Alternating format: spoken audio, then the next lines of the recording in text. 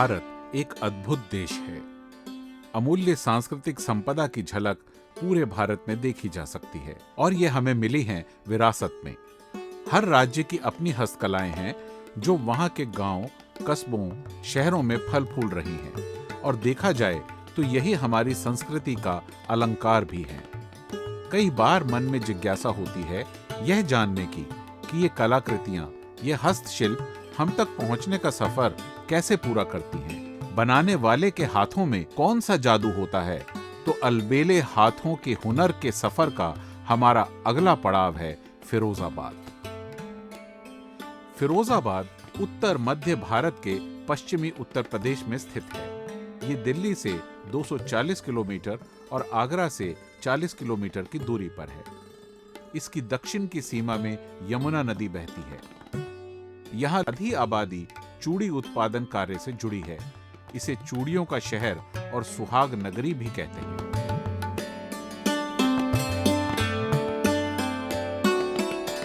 चूड़ी गलिन गलिन बिचवाए दूंगी, मैं हूँ फिरोजाबाद आली, जो तू चलेगा बहना के कहे में, जो तू चलेगा बहना के कहे में, गोबर तो ही से डरवाए लूंगी, मैं फिरोजाबाद वाली, चूड़ी गलिन गलिन बिचवाए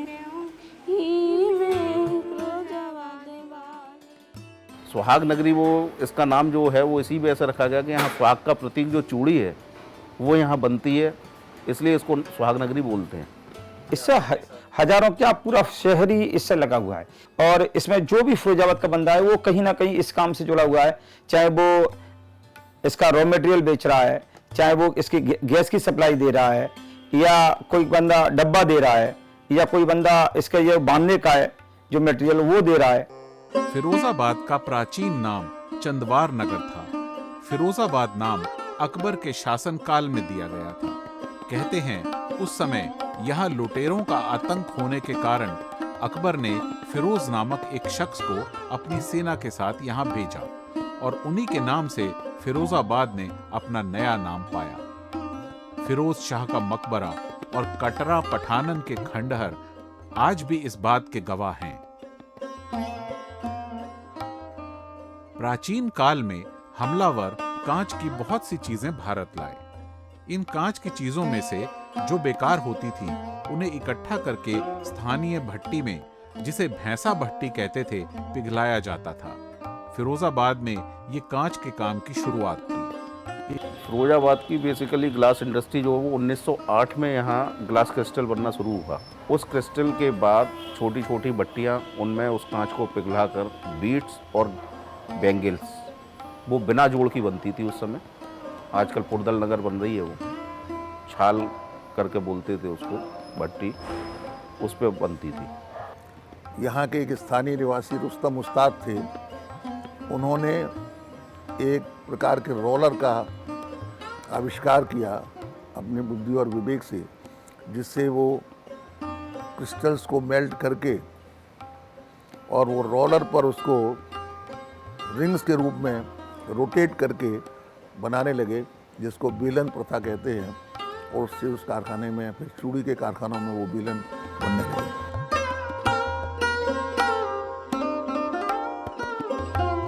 तारीखें कई हस्ताक्षरों के नाम होती हैं। सदियां विकास का परिचय बनती हैं। फिर भी कुछ बातें किंवदंतियों की तरह आज भी होती हैं। जैसे ये चूड़ियां, कितना प्यार, कितनी भावनाएं बसी होती हैं चूड़ियों के रंगों में, मीनाकारी में। ये तो कोई इन बनाने वालों से पूछे। बिना मिले, बिना जाने, बिना सोचे भी हाथ में खनकती चूड़ियां इनसे एक रिश्ता बना ही लेती हैं। हमें लगभग 25 साल हुए काम करते। सारे काम किए कारखाने में, जितने भी फैक्ट्री में काम है सभी किए हमने। जब मैं छोटा था तो 20 रुपये मिला करते थे। अब ओले ओले ओले ओले में बत्ती लाना सीख गया तो मेरी करीबन 300 रुपये की इनकम हो गई। अब बत्तियों से भी ऊपर मैं जगह पे पहुंच गया हूँ।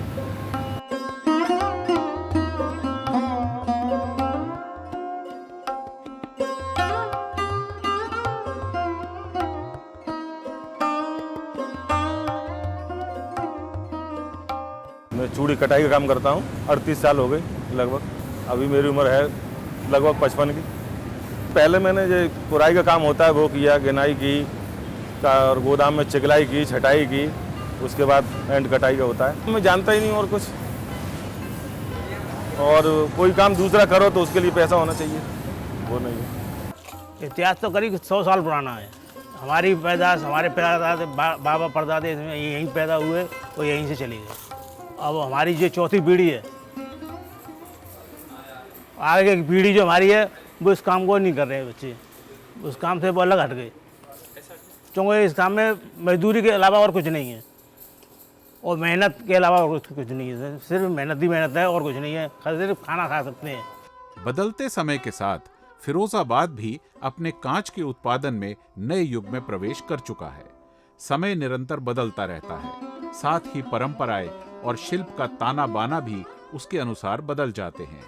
यह एक स्वाभाविक प्रक्रिया है, लेकिन इसके साथ ही हर चीज में समकालीनता का पुट भी हो, इसकी अपेक्षा करना भी स्वाभाविक है। मगर यह भी तय है कि यह परिवर्तन परंपराओं के दायरे में होता है। जैसे हाथ से इस्तेमाल करने वाले सरल साधनों के साथ साथ बिजली से काम करने वाले छोटे छोटे यंत्र और मशीनें भी इस्तेमाल में आई हैं, जिससे इन हुनरमंद हाथों के बाजीगरों का समय और श्रम दोनों बचते हैं। इतने सालों में बदलाव तो होता आया है, उतराव चढ़ाव बहुत हुआ है। पहले जो का बहुत सस्ता माल था तो हर आदमी अपने यहाँ बिजनेस कर लेता था।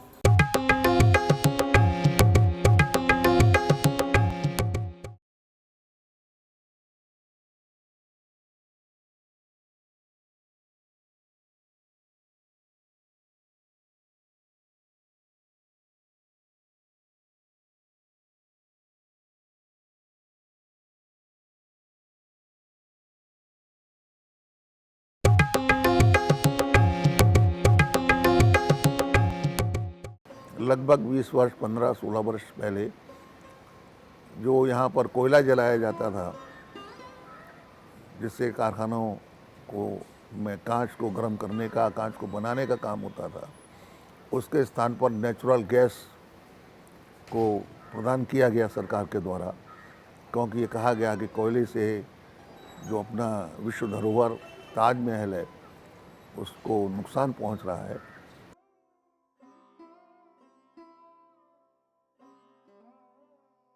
जिस वक्त हम आए तब मतलब बहुत कम फैक्ट्रियां थीं, कम गोदाम थे। अब तो कम से कम अगर जैसे आपका एक फर्म था, एक के आपके 10 फर्म हो गए।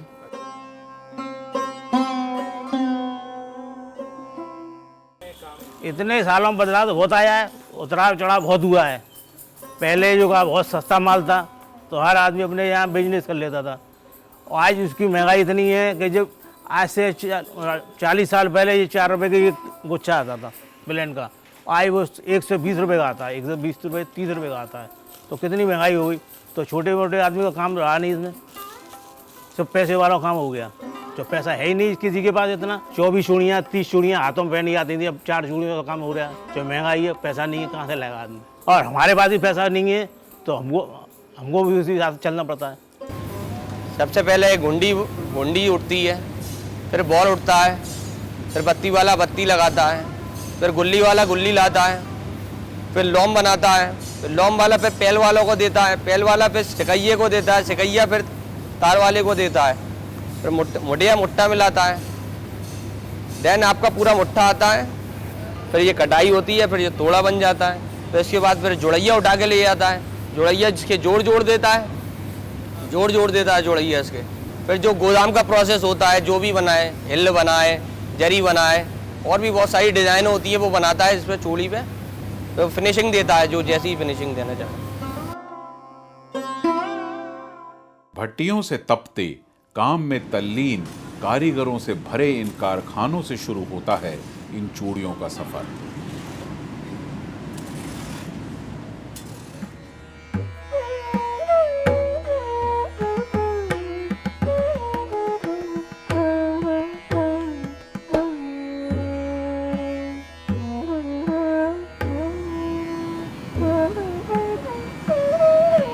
भट्टियों में पिघलते कांच को जो जलता, तपता भीषण लाल पीला होता है। इन कारीगरों के हाथों से मिलता है एक वरदान सुंदरता का।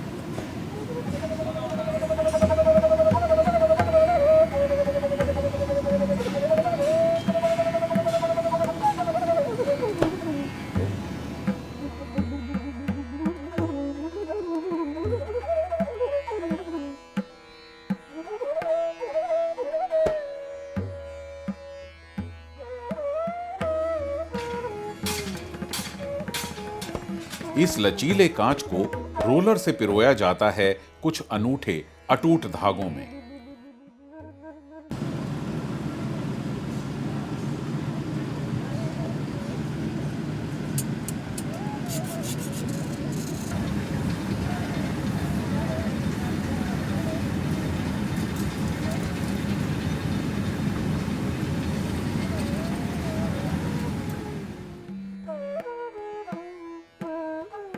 इन बेजोड़ चूड़ियों को कटर से अलग अलग किया जाता है।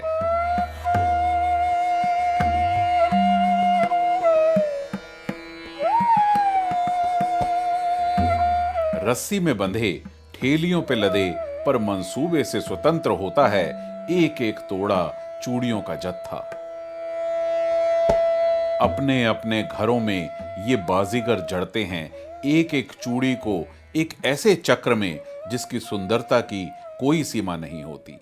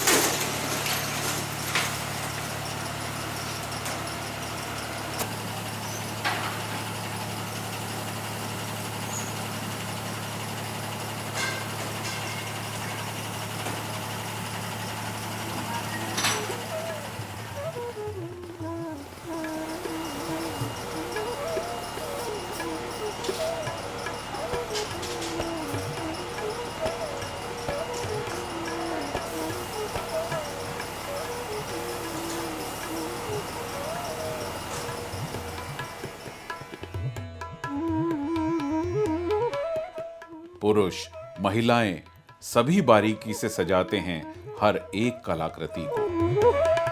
गोदाम में पैक होने से पहले बनता है सभी सजी चूड़ियों का सेट और हर सेट में होते हैं अनेक सृजनात्मक कोशिशों के नमूने। जिनके हाथों की एक एक लकीर में कला का अनमोल खजाना भरा पड़ा है, उनका अपने घर का खजाना खाली क्यों रह जाता है? हमारे घरों को हमें खूबसूरती देने वाले हाथों की मुट्ठी खाली है या भरी, क्या कभी ये देखने का प्रयास किया हमने? नहीं, इसमें कोई समस्या नहीं। वो तो हाथ जब टूट फूट जाए चूड़ी तो डंक लग जाता है, खून निकल जाता है जरा सा, बस, और कोई समस्या नहीं। अब बैठक का काम है हमारा, तो बैठक का कोई काम ले लो, थोड़ी दिक्कत तो आती है काम करो तो। जैसे इन लोगों का चलने फिरने का काम है और काम गर्म काम वालों का, उनको चलने फिरने में दिक्कत आती है, लेकिन वो सब हैबिट में आ जाती है। बस 1-2 साल और, उसके बाद फिर क्या, फिर ही होगा ही नहीं फिर।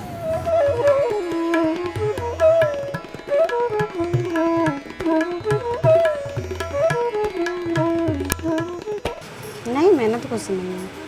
यही आते हैं 12-1-2 बजे, 5 बजे चले जाते हैं। मजबूरी कुछ नहीं है, बस अपना टाइम पास कर रहे हैं। मन नहीं लगता है घर पे, इसीलिए थोड़ा टाइम पास करने के लिए आ जाते हैं। अपने घर के खर्चे में लगा लेते हैं, अपना शौक के कुछ खरीदना है तो अपने शौक के लिए कर लेते हैं। जहाँ तक कांच उद्योग का सवाल है, चूड़ी का निर्माण केवल फिरोजाबाद में ही है।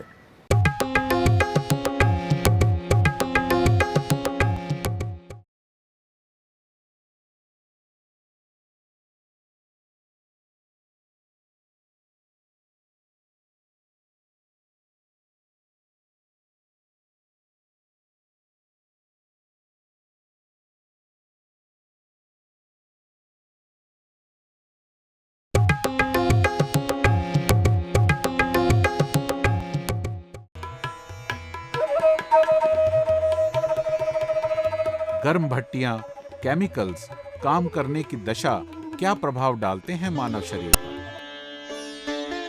लगती रहती है अक्सर करके, कभी किसी की आंख में लग गई, कभी किसी के हाथ में लग गई, कभी पैर में लग गई, होता रहता है। कारीगर 2-4 फालतू रखती हैं। ऐसे ऐसे लोग हैं बेचारे जो सुबह करती हैं, शाम को खाती हैं, जब पैसे मिलते हैं जब खाती हैं। गरीबी का माहौल बहुत ज़्यादा है। और समस्याएं तो ये आती हैं जब थकान होती है कि काम अधिक होता है तो थोड़े से चिड़चिड़ापन आ जाता है शरीर पे। कारीगरों के हाथ से निकलकर ये चूड़ियां लंबा सफर तय करके कलाइयों की शोभा बनती हैं। दूर किसी गांव की गोरी हो या फिर हो शहर की पड़ी लीन, चूड़ियों की खनक दोनों की ही दिल में हलचल मचाती है। अब चाहे वो साइकिल पर रखकर हरी पीली चूड़ियों की आवाज के साथ ग्रामीण बाला तक पहुंचे या फिर मॉल के बड़े से शोरूम में सजकर। करीबन हमारे पास 25 तरह के औजार हुआ करती हैं जब ये चूड़ी तैयार होती है। 25 तरह के औजार आके जब चूड़ी तैयार होती है, जब ये अभी कंप्लीट नहीं है, अभी आधे काम नहीं हुए इसमें, अभी आधे काम होना बाकी है। कम से कम 200 लोगों के हाथ में एक चूड़ी जाया करती है जब तैयार होती है। अभी तो सिर्फ 50 लोगों के हाथ में गई है, 150 हाथ बाकी हैं अभी। कटाई होगी, छटाई होगी, गिनाई होगी, जाने क्या क्या होना है। फूट बजेगी, हिलने लगेगी, इसमें महिला सभी लोग काम करते हैं। लाल, नीली, पीली, सतरंगी चूड़ियां, हसीन कलाइयों की खनक बनी चूड़ियां, पिया की याद में थरथराती है चूड़ियां, हर एक हाथ में अलग ही कहानी कहती है चूड़ियां।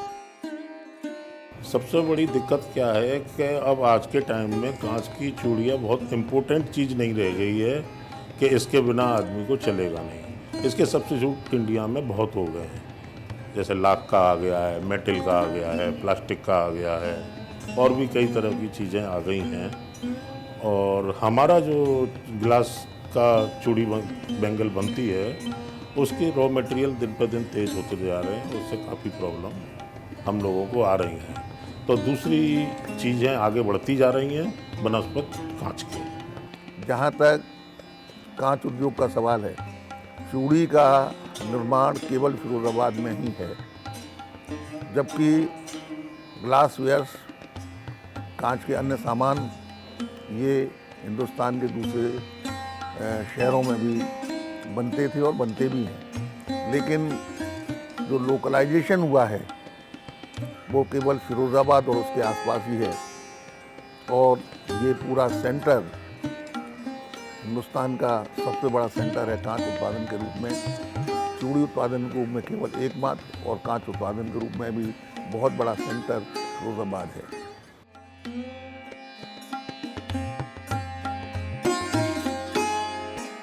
हमारी इन चूड़ियों की कला का अतीत तो समृद्ध है ही, पर भविष्य भी उज्जवल बना रहे, इसके लिए वर्तमान को संरक्षण देना पड़ेगा। अत्यंत गहराई तक धंसी हुई इस कला की परंपरा की नींव को मजबूत करना है, खोखला नहीं।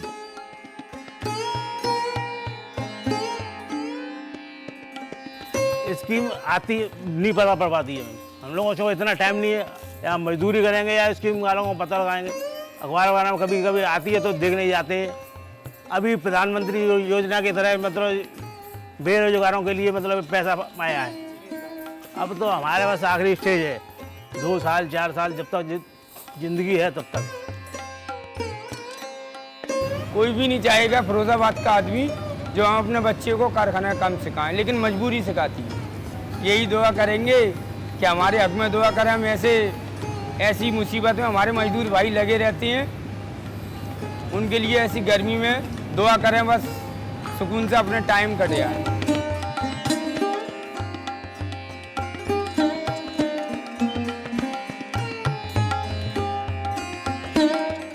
देखो जब कोई भी चीज़ शुरू होती है तो कभी भी ख़त्म तो नहीं होती, विलुप्त तो नहीं होती। तो ये तो अरसों से चला आ रहा है, कम से कम जब से हम लोग संभाला, जैसे देखते आ रहे हैं, हमारे फादर भी देखते आ रहे थे, बाबा भी देखते आ रहे थे, तो लगातार ये बिजनेस चलता आ रहा है। कम ज़्यादा हो सकता है आगे भविष्य, लेकिन लोग इसको पहनेंगे तो ये कभी भी ख़त्म नहीं होगा। ये तो सुहाग की पहचान है। जो ग्लास की चूड़ियाँ हैं, कांच की चूड़ियाँ हैं, सुहाग की पहचान है। सुहाग, इसीलिए इसको फिरोजाबाद को सुहाग नगरी बोलते हैं। तो ये तो लगातार अभी भी बहुत से घरों में एक भी हाथ खाली नहीं रखते। मतलब सुहाग की चूड़ी तो इतनी मस्ट है, लोगों को पहननी चाहिए। ये कहना चाहूँगा कि फिरोजाबाद की चूड़ियाँ पूरे देश में मशहूर है और अपने चूड़ियाँ पहने ज़्यादा से ज़्यादा फिरोजाबाद का अच्छा प्रोडक्शन हो, पूरा फिरोजाबाद ही पल रहा है चूड़ी से। ऐसा मान लो ये कि फिरोजाबाद जो है अन्नदाता शहर है, यहाँ पे सभी के लिए काम है। हर जगह की हस्तकला अपने में बहुत कुछ समेटे होती है। अगर ध्यान से देखें, सुनें, समझें तो हर कृति कुछ कह रही होती है। और सबसे बड़ी बात तो यह है कि वहां की हस्तकला सबको अपने साथ बांधे रखती है। तो खुशी हो या गम, सब एक दूसरे के साथ महसूस करते हैं।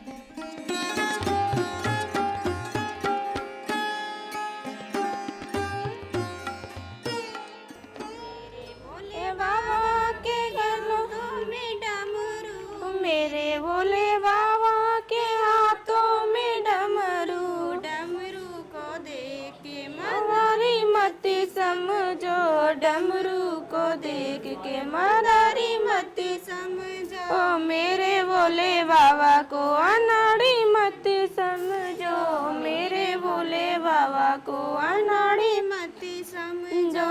मेरे भोले बाबा के सर्पों की माला, मेरे भोले बाबा के सर्पों की माला, माला को देख के सपेरा मत समझो, माला को देख के सपेरा मत समझो। यथार्थ के धरातल पर आज भी कायम है सतरंगी कला और सांस्कृतिक संपदा, और इन दोनों का नायाब उदाहरण है आगरा, एक ऐसा शहर जिसकी पच्चीकारी की कला और पेठा बनाने की सांस्कृतिक संपदा आज इस शहर के नाम पर लगे सितारे बन गए हैं।